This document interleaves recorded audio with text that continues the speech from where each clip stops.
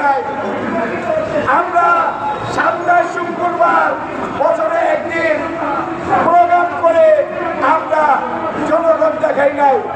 আমরা বাংলাদেশ জাতীয়তাবাদী দল বিএনপি থেকে খোলা সেই দল 17টি বছর নির্ঘুমে হামলা মামলা নির্যাতনে পরিবার ছাড়া আমরা সবসময় রাজপথে ছিলাম দাবি আদায়ের জন্য। আমরা ঘরে বসে ফেসবুকে ইউটিউবে এবং মসজিদে মাদ্রাসায় বয়ে খুতবা দেই নাই। আমরা সবসময় জনগণের কথা জনগণের কাতারে এসে বলেছি। আমাদের প্রাণপ্রিয় নেত্রী বেগম খালেদা জিয়া 17টি বছর একটানা আন্দোলন সংগ্রাম করতে গিয়ে এই ফ্যাসিস্ট সরকারের জুলুমে তিনি কারাবরণ করে তিলে তিলে হত্যার চেষ্টা করেছিল। কিন্তু আল্লাহর অশেষ রহমতে বাংলাদেশের জনগণের ভালোবাসায় তিনি এখনো জীবিত আছেন।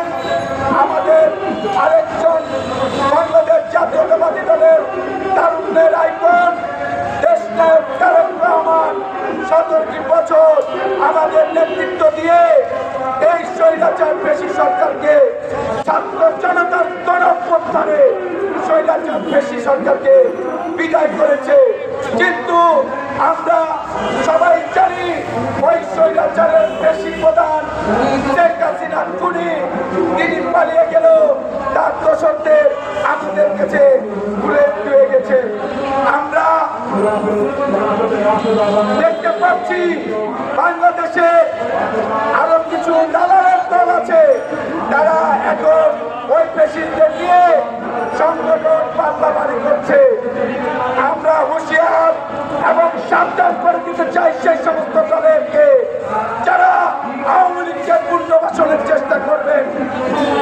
আমরা বাংলাদেশ জাতীয়তাবাদী দলের সহযোগী সংগঠন সাংস্কৃতিক আন্দোলনের পক্ষ থেকে যেখানেই এই দর্শকদের দেখতে পারবো আমাদের মাঝে উপস্থিত আছে আমাদের সাংস্কৃতিক আন্দোলনের আমাদের পপিয়াপা আমাদের মাঝে উপস্থিত হয়েছে। আমরা শাহবাগ থানা সাংস্কৃতিক আন্দোলনের পক্ষ থেকে তাকে অভিনন্দন জানাচ্ছি। আমরা বক্তব্য রাখছি, আপনারা ভুলে যাবেন না আমরা সর্বোচ্চ নির্যাতন জুলুম হামলা আমরাই সর্বোচ্চ নেতৃত্ব দিয়ে গেছি। আমাদের বাইরে বাংলাদেশে যে কটি দল আছে তাদেরকে আমরা সম্মান করি, ভালোবাসি, স্নেহ করি। তার মানে এই নয় আপনারা আমাদের দলের থেকে বেশি কাজ করে ফেলেছেন, দেশের জন্য কিছু করে ফেলেছেন। আমাদের প্রাণপ্রিয় নেত্রী